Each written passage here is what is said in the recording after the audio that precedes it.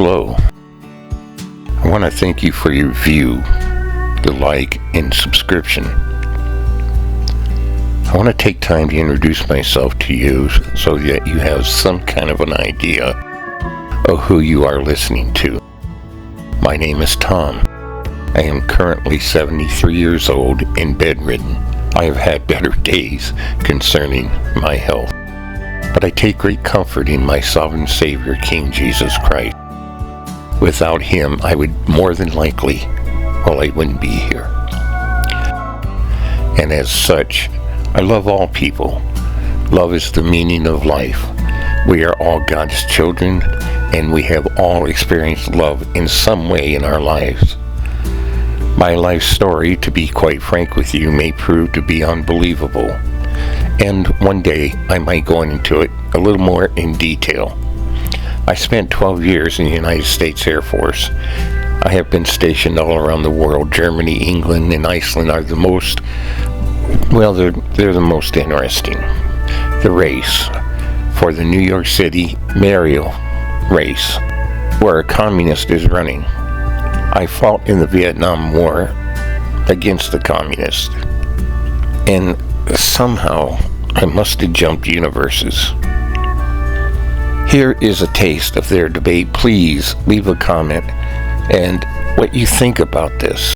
So yesterday there was the second and final debate between Curtis Sliwa, Zohran Mamdani, and former Governor Cuomo. They all knew what the focus was, and it was on Mamdani, who was literally, in every sense of the word, sweating it out. Listen to this. My opponents, who spend more time trying to convince the other to drop out than actually proposing their own policies, will speak only of the past, because that's all that they know. I am the sole candidate running with a vision for the future of this city. Zohran is a great actor. He missed his calling. Since I left, homeless rate has more than doubled. When I left, the vacancy rate on housing was 4.5%. It's now 1%.